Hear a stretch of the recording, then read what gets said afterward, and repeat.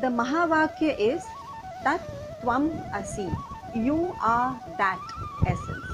Now, Tvam in that statement is who you are or who am I. Tvam. That has been answered from chapters 1 to 6 by Bhagwan. And chapter 7 onwards, he goes on to Tat. What is that Tat and essence? Who is that Krishna? Who is that super consciousness? Who is me, that consciousness? Tvam. And so he gives an introduction to himself. And because that Param Tattva is the subtlest essence of the world, which cannot be described through words or sensed through the Indriya.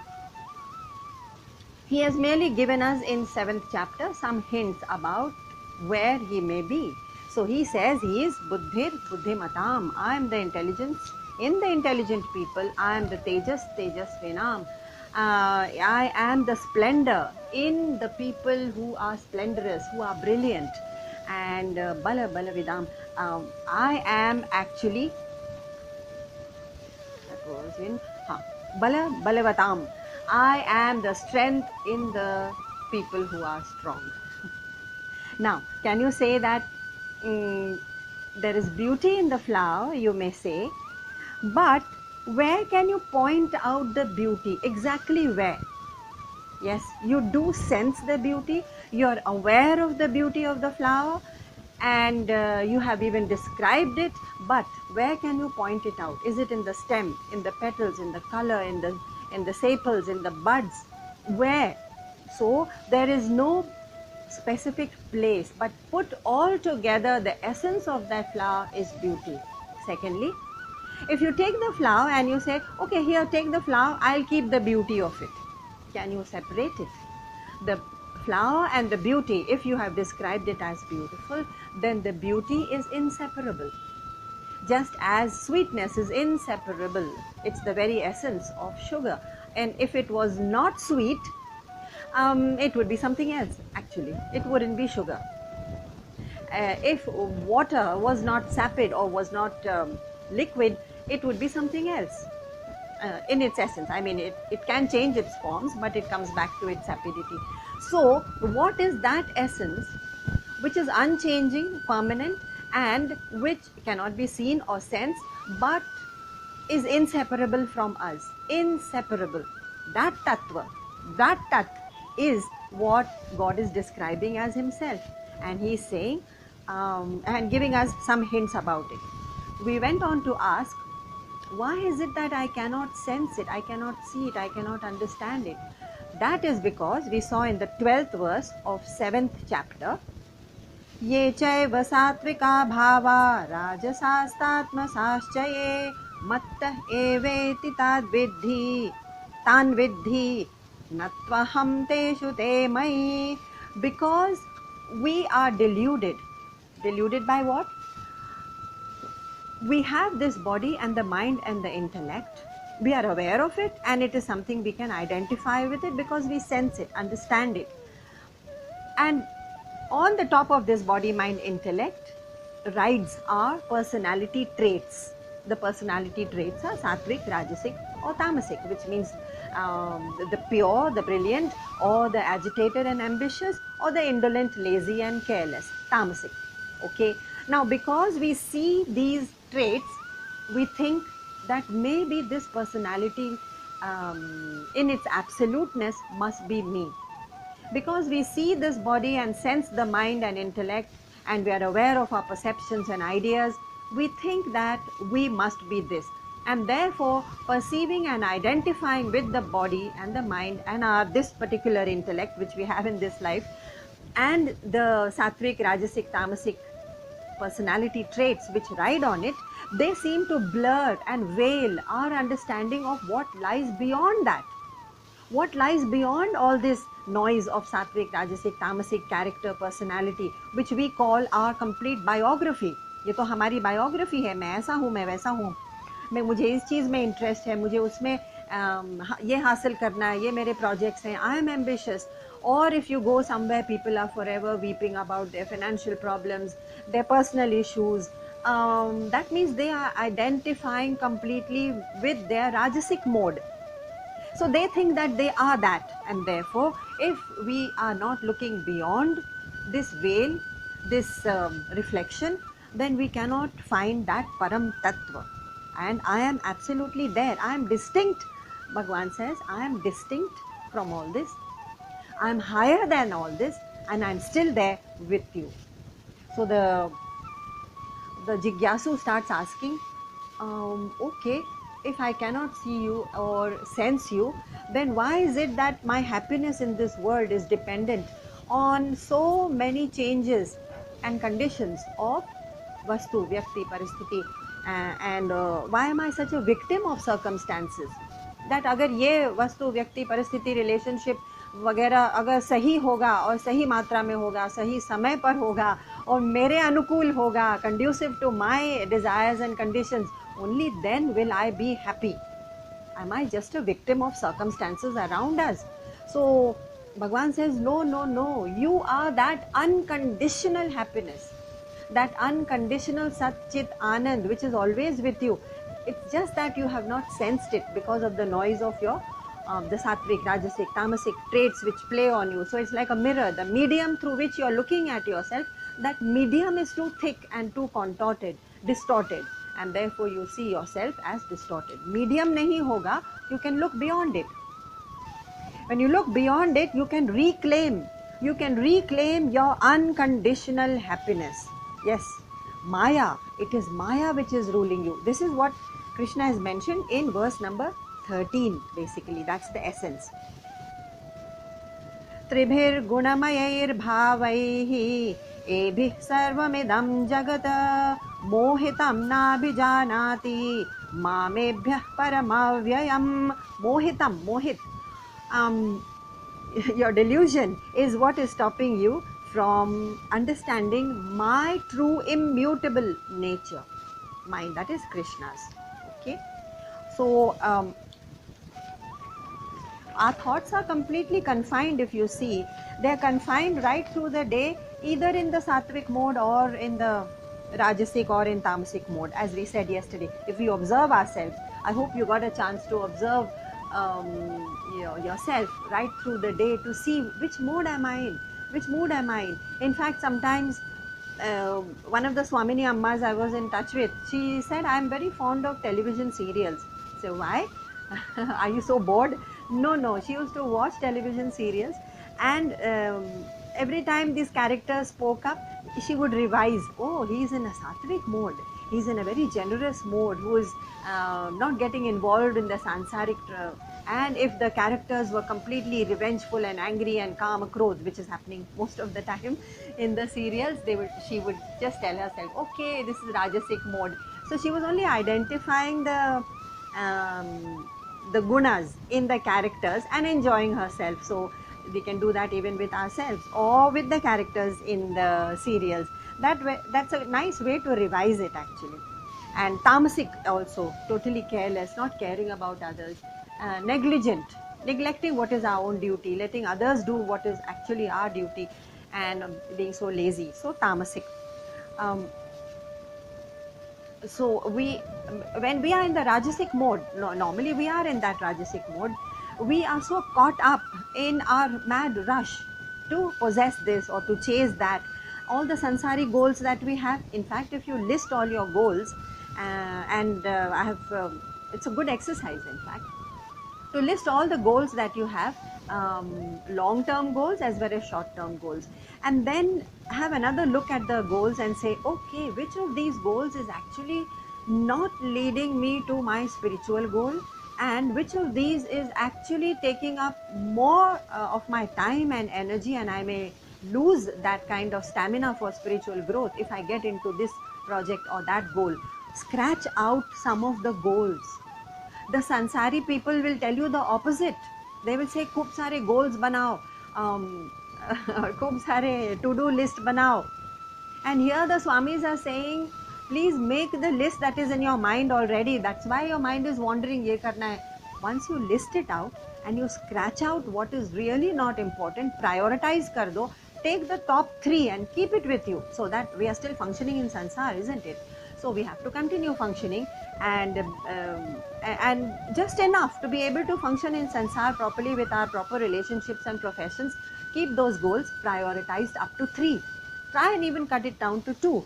And if that happens, then you know that we have uncluttered our life, created that space and energy to acquire a higher experience. And not just some of these goals, you may notice, maybe just so that we can indulge a little more, enjoy a little more, थोड़ा और इसका भोग कर लें और उसका भोग कर लें. ठीक है, enjoyment is there and it's there temporarily, we have realized that. But if you cut down the list, there is a higher motivation that this moha of delusion, of rajasic noise around us, the veil, the cloud, the smoke screen around us may thin down a little bit, and we may be able to have a glimpse of that tattva beyond it and behind it. So it's just a veil of moha, of delusion. So Krishna says, yes, certainly you can reclaim your unconditional happiness. But you know the power of Maya, how powerful it is? Because I think I am that body, or this body, sorry, and this mind, and Meri Satvikta.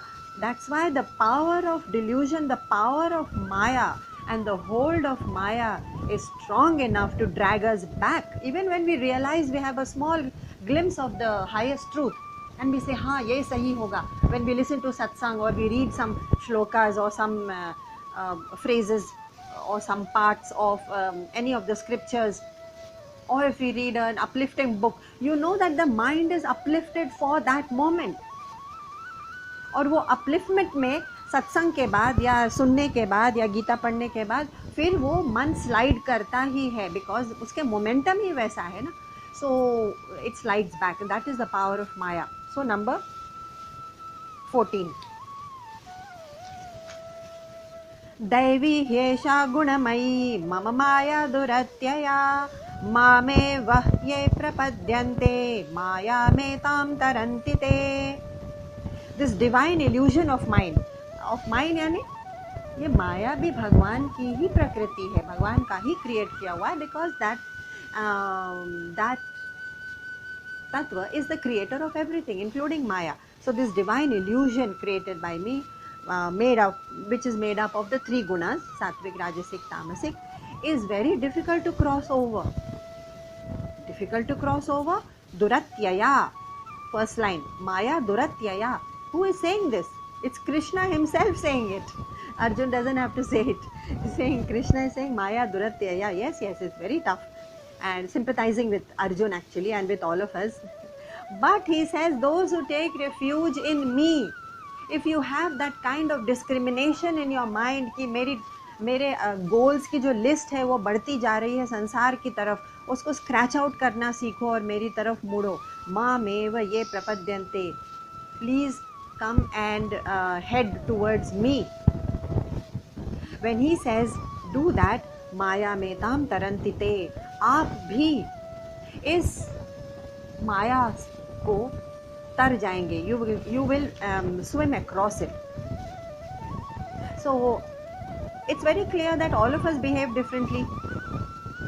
Doesn't mean that we are made of a different tattva, but we all behave differently because all the hungers of the body and the mind and the intellect for all of us are different, coming back from millions of lives, and all our predilections and our likes and aversions, raga, dvesha, everything is distinct, but all of it is nothing and nothing except sattvic, rajasic and tamasic guna. So all of it can be bundled into one, all your hopes and dreams and longings, all. Now, where are these coming from, this small little bundle? I don't know about Western psychology, but the rishis of ancient times have actually encapsulated the entire psychology of humankind into these 3 gunas. Everything that we do and the way we behave, the minutest ways in which we have differences in our behavior, and what drives that behavior, what is the subconscious drive, all that they have encapsulated into sattvic, rajasic, tamasic. Just three, you mean to say? Yes, we are all these things, or combinations, not or, and we are all combinations, varying shades, varying very very subtle shades of difference, but all the shades are mixed only with sattvic, rajasic, tamasic. Where are these qualities coming from? We have already seen they are coming from the behavior patterns that we have encouraged and indulged, and practiced in thousands of lives before this. So that has created deep impressions of vasana or purva sanskar, purva janma sanskar. Okay, so they are coming from vasana. How now this vasana has to be exhausted, which means that if I have a strong pull towards maybe mathematics, let's take something neutral like mathematics, and that strong pull for mathematics or dance or music or whatever, I don't know where it is coming from. Of course the scriptures say it's coming from your vasana pressure, but what am I to do? Okay, in order not to indulge it so that it becomes stronger and collects more vasana, the simple way is, when it was explained in Karma Yoga, use that talent, whatever you are being pushed towards. Vasana is pushing us towards something, and whatever we are being pushed towards, just use it for the welfare of somebody, to make a difference in somebody's life. That talent or that idea or that capability, whatever we are being pushed towards, use it for someone's welfare or for someone's good, selflessly. The moment we become selfless, vasana pressure is reduced from the past, and new vasana or new impressions are not created. So it's called vasana kshaya, which means to destroy, to exhaust the vasana. That's why we've been given this human life, not to collect more, but to destroy, kshaya karna, to exhaust it. Let's say exhaust is a simple word, don't collect new ones. So we are ignorant of the past, we are ignorant कि अच्छा हमने ये जमा किया है, तो हम समझ बैठते हैं कि हमने इसी जन्म में जो भी अपना सात्विक गुण या राजसिक या जो भी टैलेंट्स और जो भी प्रेडिलेक्शंस, जो भी आइडियाज जमा किए हैं, वो सब अभी यहाँ इसी जीवन में जमा किए हुए हैं। जी नहीं। So that's a grand illusion that we are laboring under. That's the play of Maya. The moment we realize that, oh, I am not really this very, very temporary, transitory, ephemeral, anitya body and mind, which is anyway going to be destroyed, just turn back to dust, which means it's already dust. It's a potential form में है, लेकिन अभी flesh जैसा दिख रहा है, लेकिन वो potential dust है. It goes back to the pancha tattva.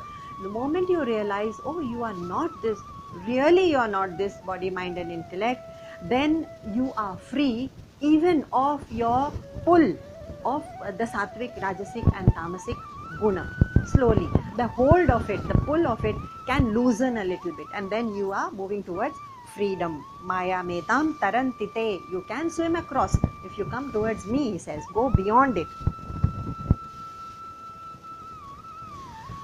A simple example, if you take, what is it that has drawn all of us here in this Gita Yagya? Okay, so all the vasana of the listeners is the pressure meaning the pull towards listening to the scripture. So let's call it the listening vasana. Now all the listening vasana of all the listeners here have combined with the speaker's vasana of speaking. So there is this great pull in the speaker to say कि ये मैंने सुना है, ऋषियों से सुना है, कहीं पढ़ा है, स्वामी से सीखा है, ये मुझे किसी को बताना है. It becomes a kind of helpless pull towards speaking. तो speaking वासना जिसकी है और listening वासना है, वो converge हो गई है.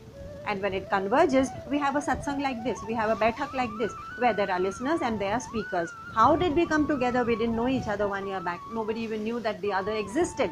How? It is not an accident, it's not a coincidence. It is just the convergence of the vasanas which were pushing all of us towards this point. This is how everything happens in all other situations in our lives. So whatever we are choosing to do, we think we are choosing, okay, but we are being prompted. we are being prompted by a previous vasana, a like or a dislike, okay, which is pulling us strongly enough. So with that example, it may be clear as to why we are choosing so many other things also apart from this satsang. So Bhagwan says that your own past actions have brought you where you are. And you know where we are in the listening mode right now. Our old mental habits. So if you make happiness your habit, happiness can also be made a habit. Yes, every time you come across a situation, you decide that, okay, you're going to say that things could be worse. There are people, millions of other people who are in a worse situation than yours right now. Don't make too much of a bad situation. It will come, it will go, and you learn to be grateful. Remember, forgiveness, gratitude and compassion, these are the only ways in which you can lighten the load of your own heart. And that lightening the load is where Bhagwan says you are clearing the veil, clearing the clouds which are clouding up your vision of me, of Krishna. You cannot see Krishna through all this heavy cloud. And therefore your Maya, your delusion कि मैं ये हूँ और मुझे ये करना है और ये दुनिया सत्य है और इस सत्य की दुनिया में मुझे ये सत्य का फेम, नेम और कामिनी, वेल्थ हासिल करना है. अरे न तो दुनिया सत्य है, न उसमें हासिल होने वाली फेम, नेम, वेल्थ, नथिंग. ये माया है. So he says, yes, this delusion is duratyaya, very hard to cross over. It's like a magic show. When you go to a magic show, you know very well, you have been told that अरे ये तो magic show है, ठीक है. फिर भी हम एकदम अचंभित हो जाते हैं, आश्चर्यचकित हो जाते हैं. We are awestruck by the delusion, the illusion which is being created in front of us. नहीं, delusion तो हमारा दुनिया का है. Illusion जो हमारे सामने हो रहा है, उसको इंद्रजाल भी कहते हैं. इंद्र का बिछाया हुआ जाल है ये दुनिया भी. सो मैजिक शो में जाकर भी हम क्यों अचंभित हो जाते हैं. अरे ये कॉइन्स कहाँ से आ गए, ये रैबिट्स कहाँ से आ गए. आपको मालूम है ना कि ये मैजिक शो था. फिर भी इसी तरह हम दुनिया में जीते हैं. स्क्रिप्चर्स चाहे जितना ऊंची आवाज़ में और रूफ टॉप से अनाउंस करते जाएं कि ये दुनिया मायावी है, it is temporary, it is ephemeral, you are distinct from it, you are only a temporary body, and don't get caught in the maya is just a temporary passing image of the world. ठीक है, हमने सुन लिया इतनी बार, जितनी बार बोला गया सुन लिया. फिर भी अगली बार जब हम अपने बॉस के पास गए और उन्होंने कह दिया कि आपका परफॉर्मेंस ठीक नहीं है तो हम आपको अगला प्रोजेक्ट नहीं दे सकते, आपका पूरा धैर्य, ज्ञान सब वहीं टूट गया. आपने फिर माया में डूबकर अपने काम, क्रोध, मद, लोभ, मोह सबको फ्री लाइसेंस दे दिया कि बस काम, क्रोध तुम मेरे अंदर, you can move, you can dwell in me as much as you like. Because as if your body, mind, intellect is a free highway for काम, क्रोध, मद, लोभ, मोह, you let them have a free space. तो free highway नहीं. हम जितना भी ज्ञान सुनते हैं फिर माया में जाके रिएक्ट करते ही करते हैं. That is the power of Maya. That's why Bhagwan himself is saying Maya Duratyaya. He's saying just turn to me. Just turn to me. मैं तुमको पार करा दूंगा. माया में ताम तरंति ते. मैं पार करा दूंगा. तो ये पास्ट हैबिट्स जो हमारे मेंटल होती है ना, इस जन्म की और पूर्व जन्म की भी बहुत सारी जमा की हुई, वो हैबिट ऑफ एंगर और रिएक्शन और the strong passion for wealth, for fame, for money, for companionship, for sensory pleasures, ये सब पुल जो हमारे होते हैं ना, हम कभी उसको एग्जामिन नहीं करते, सबकॉन्शियस में वो डूबे रहते हैं. उसको एग्जामिन करेंगे तो पता चलेगा. तो एक एग्जाम्पल दिया गया था कि there were some fisher women who got caught in a storm once, and therefore there was a factory nearby near the shore, and the owner was very compassionate and he says there's going to be the storm is very dangerous, आप आ जाइए मेरी factory में और आप यहाँ रात को रुक सकते हैं. So the fisher women were very happy and they hadn't caught any catch that day because it had been a very turbulent and stormy day out there in the ocean. जब वो फैक्ट्री में गए तो वो आराम कर ही रहे थे कि पता चला, क्योंकि वो एकदम से इधर उधर देखने लगे. They were very uncomfortable. Why were the fisher women uncomfortable? Because वो फैक्ट्री एक परफ्यूमरी थी। परफ्यूमरी यानी सेंट, परफ्यूम बनाने वाली फैक्ट्री। तो उन्होंने कहा कि हम तो यहाँ सो ही नहीं सकते, this is a strange order, this order is very strange to us. They were quite out of their space. Finally आराम कैसे मिला उनको? वो सोए, लेकिन अपनी बास्केट जो थी ना, फिशिंग बास्केट जो उनके पास रखी, वो अपने मुंह पर ढक लिया और आराम से सो लिए, क्योंकि उसमें फिश की सुगंध थी। तो हम जिन चीज़ों में डूबे हुए होते हैं ना, उससे उसके आदी इतना हो जाते हैं, उसके बाद वो चाहे अल्कोहल हो, ड्रग्स हो, कंपेनियनशिप हो, सेंसरी प्लेजर्स हो, मटेरियल एक्यूमुलेशन हो, दम्भ यानी प्राइड कि मेरे पास ये है वो है, हम इन प्राइड में और एनवी और जेलेसी में इतना क्यों आराम से विचरते हैं? Because that is become a habit. अब वो गंध जो है हमको सुगंध लगने लगी है, तो वी आर वेरी कंफर्टेबल, और वो फिशिंग बास्केट अपने मुंह पर ढक कर कहते हैं हाँ अब नींद आएगी। तो भगवान कहेंगे हम आपको परफ्यूमरी में ले जा रहे हैं, हाँ but I am not use to that scent, you see, the scent of heaven. तो हम वहाँ से भाग जाते हैं थोड़ी देर बाद, मतलब थोड़ी देर अच्छा लगता है सुन के, उसके बाद वहाँ से निकल जाते हैं। How can I dwell in the truth? Dwell यानी with a lot of steadfastness and consistency, बहुत देर तक। तो 6 चैप्टर में कहा था भगवान ने, प्रशांत आत्मा विगत अभी, आप सबसे पहले तो शांत हो जाओ, फिर मन संयम्य मच्चितः, संयम्य अपने मन को एकदम एकाग्र, एकदम बैलेंस किए रखो। दुनिया में बहुत कुछ होता रहेगा, बहुत कुछ ऊंच नीच होती रहेगी, और जो लोग बहुत कहेंगे, सुनेंगे, करेंगे आपके साथ, वो भी अपने वासना के वश में ही आके कर रहे हैं बेचारे। तो उनको भी इवॉल्व होने का चांस देना चाहिए, वो भी इवॉल्व ही हो रहे हैं, और वो जानते भी नहीं कि वासना के वश में ये गलत कर रहे हैं, या किसी को हर्ट कर रहे हैं, या किसी को चीट कर रहे हैं, किसी का फ़ायदा उठा रहे हैं, सब कुछ कर रहे हैं। ये दुनिया तो it's not a bed of roses. लेकिन जो हमारे साथ गलत हो रहा है, उसमें अगर हम अपना स्वभाव काम क्रोध में गंवा देंगे, that doesn't serve the purpose, क्योंकि न तो हमारी वासना क्षय होने वाला है, और न ही दुनिया चेंज होने वाली है, हमारे क्रोध से वो चेंज नहीं होने वाली है। सो ही सेइंग संयम्य, आप थोड़े से बैलेंस्ड रहिए, ये भगवान का फॉर्मूला है 6 चैप्टर में। और युक्त आसीत मत परह, युक्त होकर यानी कि स्टेडफास्ट होकर, आसीत जैसे कि बैठ जाइए बस मेरे पास, आसीत मत परह, बस मेरे पास बैठ जाइए। तो इसका मतलब क्या हुआ कि जब भी दुनिया में कुछ भी अनप्रेडिक्टेबल, अनसर्टेन चीज़ें होती हैं, और होती ही रहेंगी, वो उसके उन चीज़ों में रहते हुए अगर हम समझ सकते हैं, ज्ञान को पकड़ सकते हैं कि यस भगवान इज़ विथ मी, अगर भक्त हैं तो कह दें कि भगवान is with me, Allah is with me, how can he leave my hand.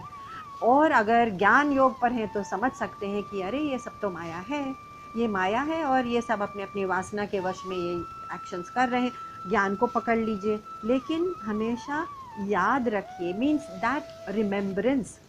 कोई लोग कहते हैं ना कि भगवान का रिमेम्बरेंस करो, अरे दिन भर कैसे करेंगे रिमेम्बरेंस, माला तो नहीं जप सकते।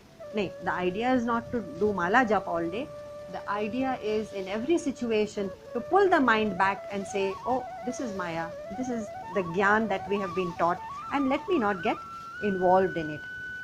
And whatever our mind is dwelling in, whatever our mind chooses to dwell in, whether it wants to become samyamya or krodhit, angry and resentful, the mind then will develop a personality of the same kind. We will become that. शास्त्रों में ये लिखा है, लेकिन अब science में भी इसकी चर्चा बहुत हो रही है, और उसको कहते हैं न्यूरोप्लास्टिसिटी। न्यूरोप्लास्टिसिटी आप रिसर्च करके गूगल पर कभी देख लीजिएगा। Today science is talking about how every thought, every idea, every impulse that we have is actually shaping the brain and the personality. Every moment it is changing the shape. Neuroplasticity. Science भी घूम फिर कर वहीं आ गया, घूम फिर कर उन्होंने भी यही पाया कि yes, we are the makers of our destiny. So we have to be careful what we think, how we react and how we interact with the world. But भगवान कहते हैं आगे चलते हुए कि समझने वाले तो समझ लेते हैं कि मैं कौन हूँ, लेकिन 3 तरह के लोग हैं 3 तरह के, जो मेरे करीब नहीं आ पाते, बेचारे नहीं आ पाते, उनके कुछ ब्लॉक्स हैं। और आगे ये भी बताएंगे कि किस तरह के लोग मेरे पास तुरंत आ पाते हैं, मेरे साथ जुड़ पाते हैं, वो भी बताएंगे। लेकिन पहले ये देखें कि हमारे ब्लॉक्स क्या हैं, क्या हम इन 3 तरह के लोगों में आते हैं जो भगवान के पास पहुंच ही नहीं पाते। What are these 3 kinds of people? Number 15. नमाम दुष्कृतिनो मूढ़ाः प्रपद्यन्ते नराधमाः मायया अपहृत ज्ञानाः आसुरं भावमाश्रिताः. Simple translation: the evil doers, those who do evil, those who are deluded यानी इस माया को सत्य समझते हैं, and the lowest of men, the lowest, naradhama.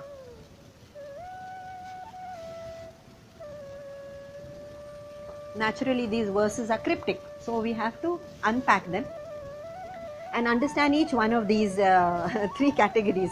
दुष्कृतिनो मूढ़ः and naradhama. अच्छा, 3 तरह के लोग हैं जिनमें ऐसे ब्लॉक्स हैं कि भगवान चाहे जितने करीब आ जाएं वो नहीं उनको पहचान पाते. Okay, first one is दुष्कृतिनः.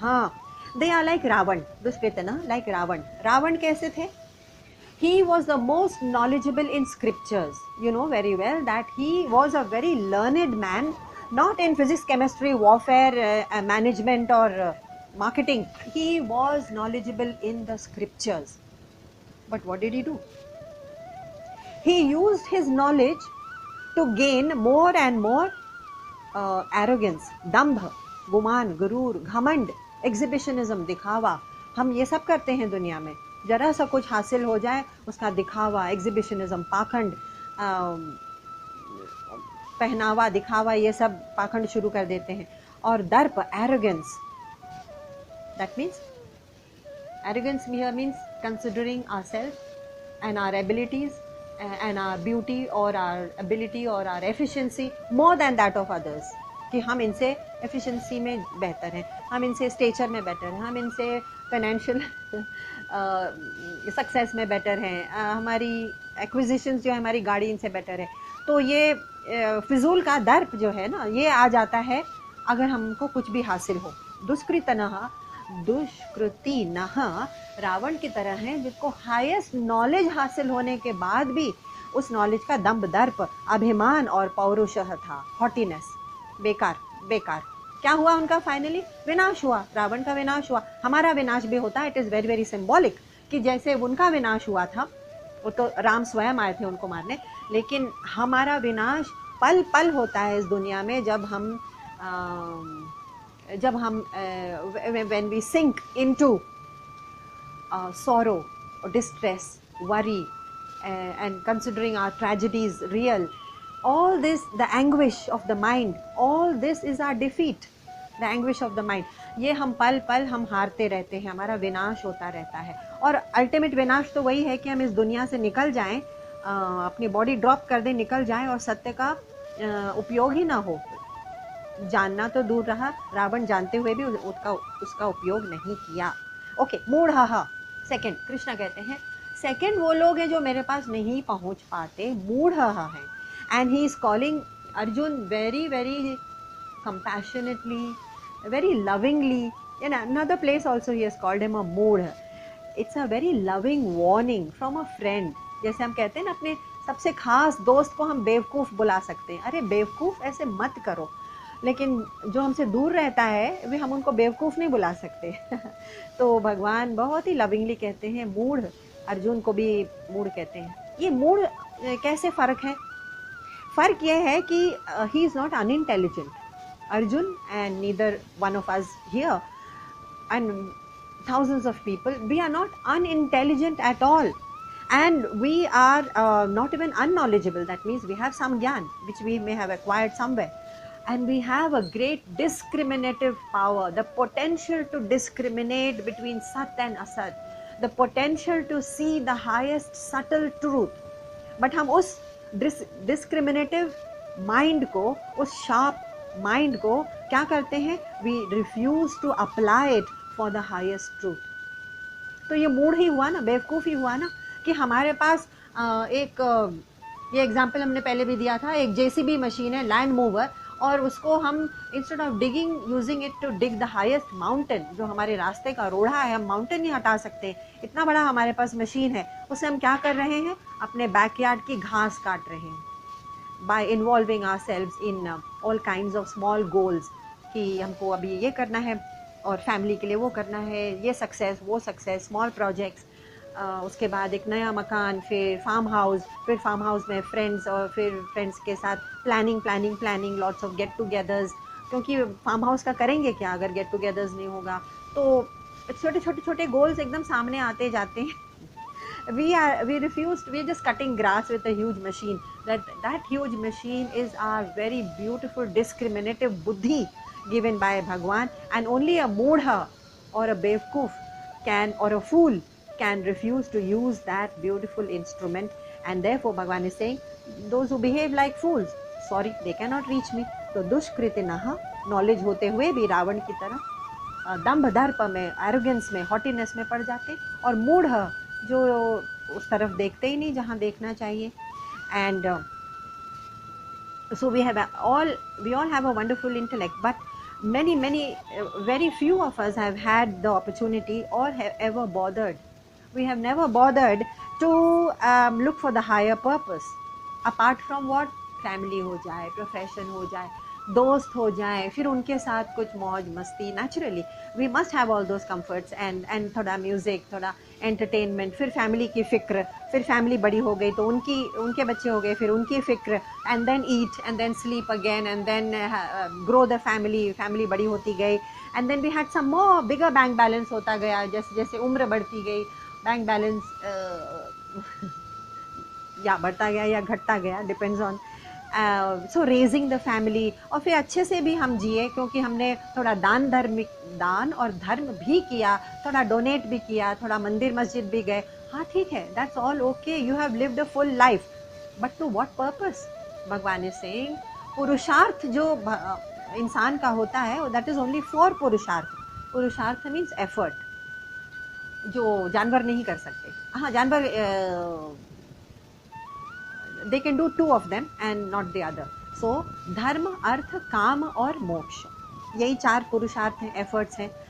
Again, the rishis are fantastic in making these small capsules, and any other effort you make in the world cannot go outside of these 4: धर्म, अर्थ, काम, मोक्ष. स्मॉल कैप्सूल टू से कि आपने जो भी effort किया इसमें आ गया. धर्म क्या है? Okay, so it is all the good things for the good of society, to take care of people, etcetera. तो धर्म तो थोड़ा बहुत या ज़्यादा सभी करते हैं. Artha, that ability to acquire wealth so that we can live a comfortable, luxurious life. So earth, acquisition of wealth and property, whatever. Kama, having a life of pleasures, because we've been given a body, so that people have a certain attraction towards the pleasures, so all the pleasures, and therefore grihastha ashram from the age 25 to 50 has been designated by the rishis as the time when you can enjoy the pleasures of the world but come back in varnashram to the studies of the scriptures. Ashram bhi 4 बनाए गए हैं. Everything is in a capsule. So kama, that is pleasures, and the last is moksha, that desire for freedom, mokshatva. Moksha is our ultimate effort. हम क्या करते हैं? धर्म थोड़ा बहुत करते हैं, थोड़ा बहुत, और अर्थ यानी एक्विजिशन ऑफ वेल्थ काफ़ी सारा, 80%. कामा ऑल्सो क्वाइट अ लॉट, और मोक्ष पता नहीं क्या है, सो 0. एंड धर्म थोड़ा बहुत, 1%.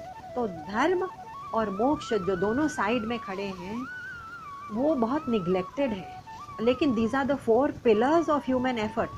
बिल्डिंग कैसे सही रहेगी अगर पिलर्स चारों इक्वली स्ट्रांग नहीं है? इसलिए disbalance and misery in life हमारे है इस वक्त, क्योंकि बैलेंस है ही नहीं.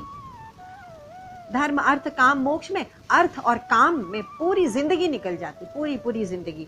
सो देयरफॉर दैट प्रवृत्ति to do only these 2 things, इतना तो जानवर भी कर लेते हैं, उसको भगवान ने कहा है सेकंड लाइन में आसुरम, ये आसुरी प्रवृत्ति है. आसुर means not divine. That Bhagwan says, I don't consider it divine, and therefore, because we are only allowing ourselves to be prompted by all our instincts, instinct and vasana, without being reflective, without questioning. ये हमारा चलता जाता है life. So busy doing what? He's saying, if you are not seeking me, namam prapadyante, then you are busy with what? So fascinated by the outside world, and at the end of it even exhausting ourselves. मतलब tired भी हो जाते हैं खुद ही कि हमने दुनिया में इतनी दौड़ लगा ली, अब खुद ही थके हुए हारे आ रहे हैं. So it's of the purpose of it is not known. Third kind of person, तो ये हुआ मूढ़, जो दुनिया में भागा चला जा रहा है, जबकि उसके पास एक बहुत ही फाइन रिफाइंड इंस्ट्रूमेंट है जिससे वो बहुत कुछ इन्वेंट कर सकता था. घर पे रखी हुई है वो मशीन और वो बाहर दौड़ा भागा चला जा रहा है. मूढ़, फूलिश, और दुष्कृतनः, और तीसरा है नराधमा. नराधमा कौन है? भगवान कहते हैं, sorry, these people, they may come to me, I don't know, but right now there's a big block, they can't reach me the Bhagwan.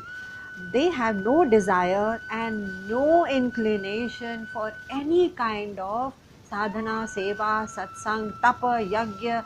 Tapa means the effort towards anything higher, जिसके लिए हम तप करें. वैसे तो हम अपने business और प्रोफेशन के लिए भी तप करते हैं, लेकिन तप is something for the higher. और जिसमें शम दम नहीं है. शम means the ability to have mind control over the runaway mind. Dhamma, control over the senses. Shama, dhamma, tapa, ये सब इनमें है ही नहीं, और इनकी ये खोज भी नहीं कर रहे हैं. So what are they busy doing? Just nothing, just decorating, polishing the outer part of their world. मूढ़ की तरह ही है. Outer part of their world की गाड़ी चमका लें, थोड़ा ये अपना घर रेनोवेट करा लें, फेस लिफ्ट करा लें और सुंदर लगेंगे, और नए कुछ आभूषण और कुछ वस्त्र खरीद लें. I must have a new wardrobe, you see, I am going to a new party. किसी की वेडिंग आई तो फिर से न्यू चीज़ें खरीदेंगे. वो all these are part of the system, and therefore we just flow with it, and without questioning, without reflection.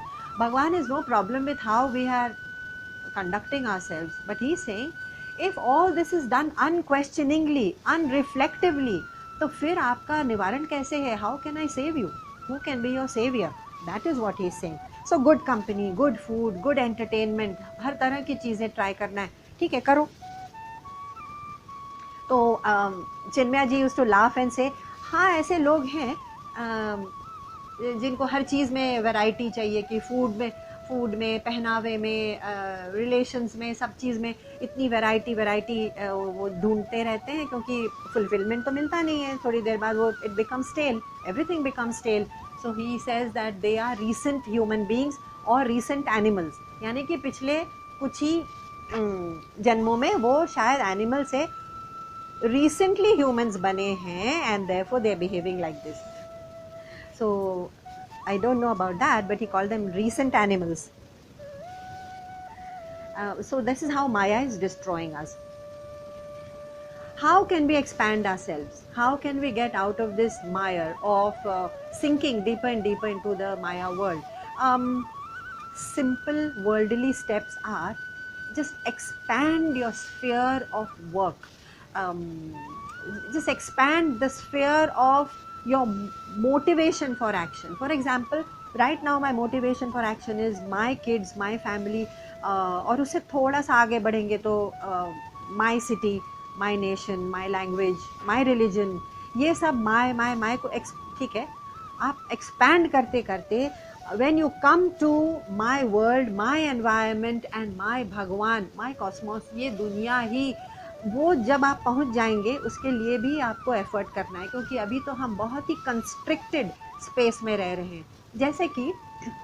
जैसे कि भगवान ने एक बहुत बड़ा महल दे दिया हमको रहने के लिए, और बोले दुनिया में जाओ, रहो, आराम से रहना. और हम क्या कहते हैं? हम क्या करते हैं? एक छोटी सी कबर्ड होती है ना, कबर्ड, जिसमें वी कीप ऑल द झाड़ूज and other things under the staircase. एक स्टेयरकेस के नीचे एक छोटी सी कबर्ड होती है, उसके अंदर घुस के बैठे हुए हैं, और कह रहे हैं कि मुझे तो कोई लाइट नहीं दिखाई दे रही, कोई भगवान नहीं दिखाई दे रहा, I don't have space to move, I am miserable, I am struggling and I find it hard to breathe and I am miserable and wretched. Yes, we are wretched and miserable, um, because we have constricted ourselves to live in such a small, दिल को इतना छोटा सा बना दिया है, इतना तंग दिल बना दिया है कि बस मेरा ही काम होता रहे और बाकी सब भगवान भरोसे, मेरा हो जाना चाहिए बस, और मेरी फैमिली खुश रहना चाहिए, आप दूसरों की मुझे कोई फिक्र नहीं, मेरा फैमिली, मेरा धर्म, मेरी भाषा, और ये सब भी इंसानों का ही बनाया हुआ है। तो भगवान लुक्स एंड सेज ठीक है, इन सब से उभरोगे तब आना मेरे पास, because I have no time for all this, मेरा बनाया हुआ है तो है नहीं, all this is man made, although the beej is the same, let's not forget.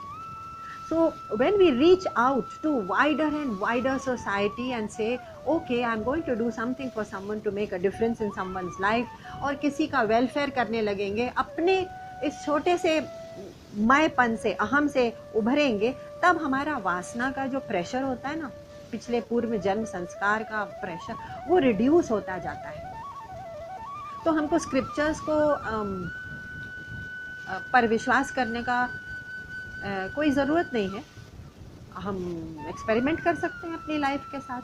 We can experiment to say that when I expand my heart to take in the world and to say that I will do something for others selflessly without even expecting a thank you, हो सकता है कि मेरा दिल इतना expand, हमारा मन इतना एक्सपैंड हो जाए that I can reach, then वो सटलिटी ऑफ माइंड आ जाएगी and my mind will be surcharged with dynamism.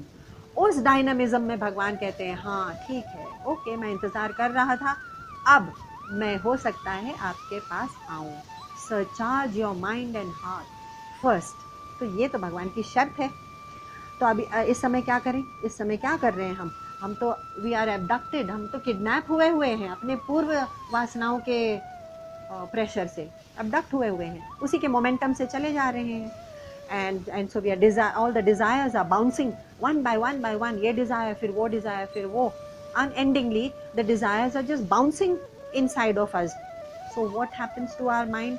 Dynamic तो होगा नहीं ऐसा mind, वो 24/7 preoccupied with enjoying or seeking in the world, मतलब, or reacting or acquiring all the objects and experiences of संसार. Bottom line क्या है? संसार is the big problem. Bottom line क्या है? संसार is not the big problem. Our involvement with संसार, thinking that it is real and I am that real entity which is going to get the real happiness and permanent happiness from that real संसार is the problem. Unreal यानी सत्य यानी permanent तो संसार है नहीं, permanent तो उसमें मिलने वाली हैप्पीनेस भी नहीं है. So how can we say that we are living in a real world? We are living in a mayavi world and therefore अपना ही नुकसान कर रहे हैं by reacting to it. So we see that the moodh has all the potential to know the highest truth, but he is not. He is too lazy or too ignorant to use that potential, and therefore the mind is always on my children, my investments, my bank account, my trips, my health, my avidya. तो अपने अविद्या में हम पड़े हुए हैं. लेकिन कुछ लोग हैं ऐसे जो भगवान की तरफ पूरे तन मन से जाना चाहते हैं, और वो मूढ़ नहीं है, वो दुष्कृत्य नहीं है, नराधमा नहीं है. तो ये कैसे लोग हैं? अच्छा, देखते हैं क्या हम उस कैटेगरी में आते हैं कहीं. तो नंबर 16, चतुर्विद्या भजन्ते माम जना सुकृतिनोऽर्जुन आर्तो जिज्ञासुरर्थार्थी ज्ञानी च भरतर्षभ. 4 kinds of virtuous people. They worship me, O Arjun. One is the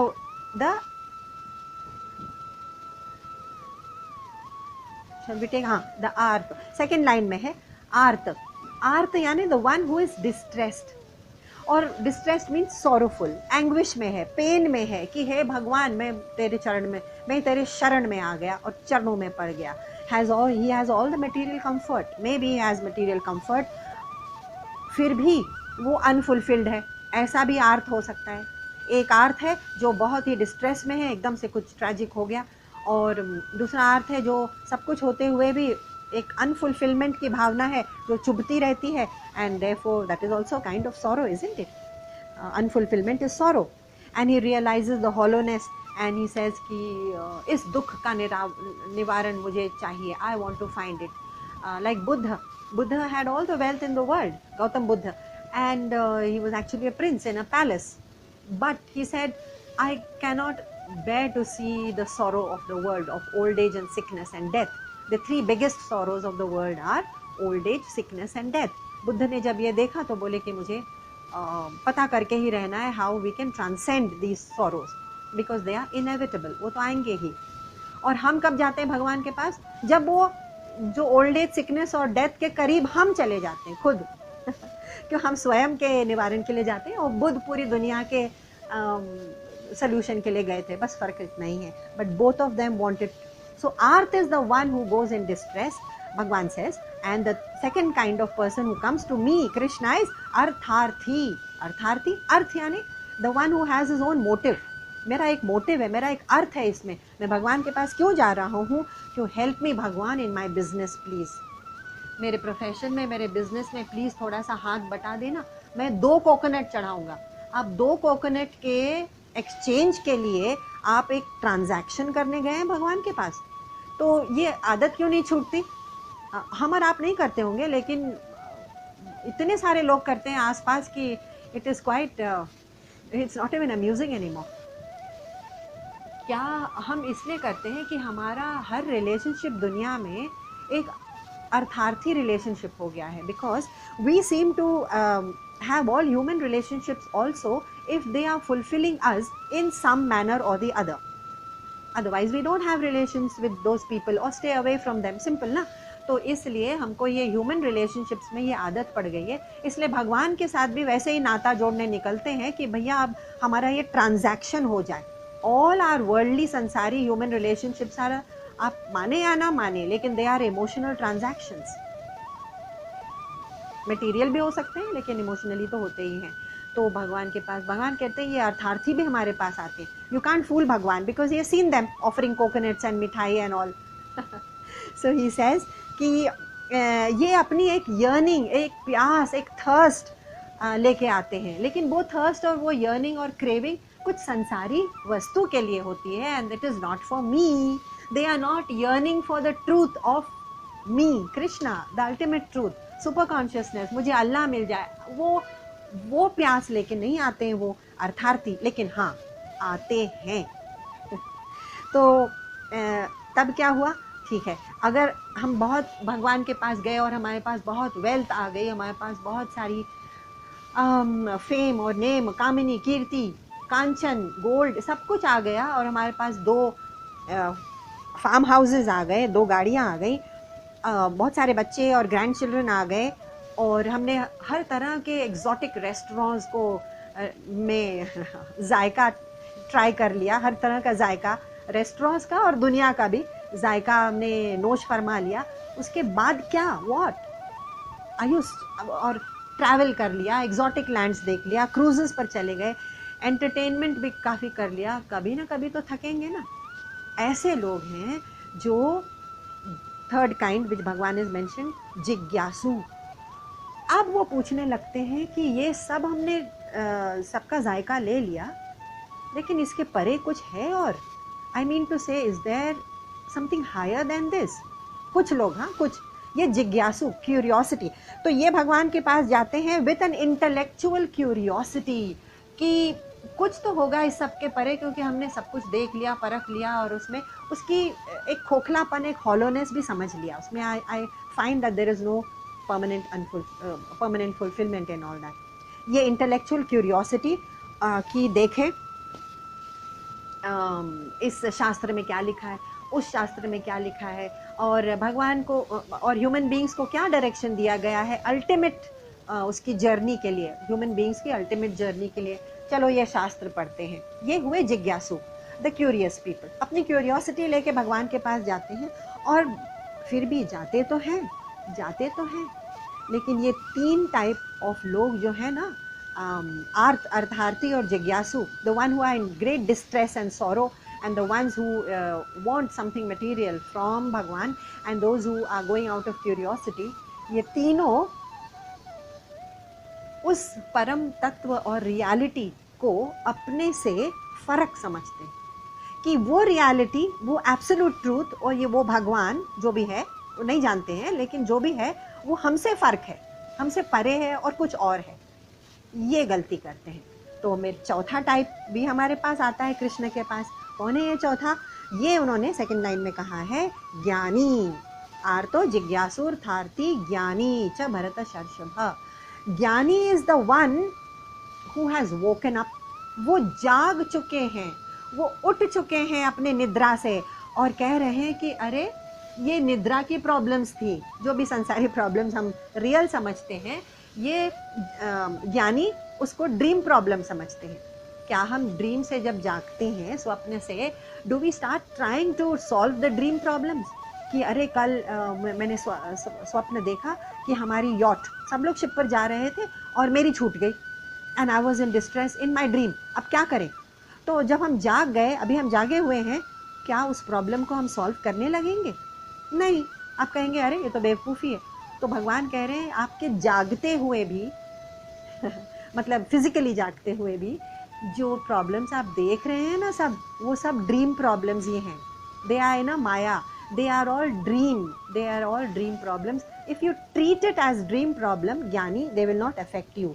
and therefore ऐसे लोग हुए हैं, हाँ, रामकृष्ण भी हैं, बहुत सारे हुए हैं। अरे सभी पीर पैगंबर उसी कैटेगरी में आते हैं, वरना वो they could not lead humanity towards truth, otherwise how could they lead? So किसी ने रामकृष्ण से कहा था, रामकृष्ण परमहंस जो बंगाल के हुए हैं, विवेकानंद जी के गुरुजी बंगाल में, उन्होंने उनसे किसी ने कहा, oh Ramakrishna ji, you have attained the absolute truth, you have attained the absolute. Ramakrishna ji ने क्या जवाब दिया? वो बोले, no, I am the absolute. उसको अटेन क्या करना है? I am the absolute. तो ये तो हुए ज्ञानी जो जाग चुके हैं, दे आर ऑलरेडी अवेक, लेकिन फिर भी भगवान के इतने करीब हैं क्योंकि वो भगवान में मर्ज हो चुके हैं। जैसे कि हनुमान जी और राम जी में क्या फ़र्क है? तो वो तो हमेशा दिखाई देते हैं जैसे कि वो सेवक है। तो हनुमान जी ने कह दिया था वेरी क्लियरली कि अगर आप मुझे सिर्फ बॉडी देख रहे हैं कि मेरी ये बॉडी है, ये माइंड है, तो इस बॉडी और माइंड लेवल पर मैं भगवान का, राम का दास ही हूँ। लेकिन आप मुझे अगर जीव जैसा देख रहे हैं, जीव यानी बॉडी माइंड प्लस आत्मा, तो उस लिहाज से अगर मुझे आप देख रहे हैं हनुमान जी को, तो मैं राम का अंश ही हूँ, अंश, उसका भाग। बिकॉज राम आत्मा है, परमात्मा एंड आत्मा इज द सेम। लेकिन अगर आप मुझे एब्सोल्यूट एसेंस देख रहे हैं तो मैं राम ही हूँ। हनुमान जी ने ये बोला। It all depends on what perspective we are taking in our life. अगर हम सोचते हैं हम सिर्फ बॉडी और माइंड है, तब तो हम भगवान से अपने को भिन्न, अलग, अलहदा पाते हैं। हम कहते हैं यस आई एम, मैं तो आपका दास हूँ।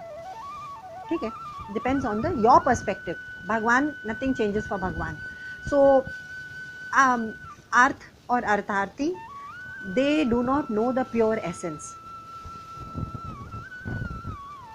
सो what do they start thinking कि ये कोई और है, कोई पावरफुल एंटिटी है, कोई जज है, कोई किंग, कोई भगवान, कोई बड़ा सा प्रेजेंस है और वो मुझसे भिन्न है, वो ऐसा सोचने लगते हैं। और जिज्ञासु कहते हैं कि yes I can feel the dynamism of light end of vitality. मेरे रग रग में जो वाइटैलिटी दौड़ रही है वो कहाँ से आई? वही तो तत्व है, वही तो भगवान है। ये ज्ञानी, जिज्ञासु नहीं, ज्ञानी सोचता है। तो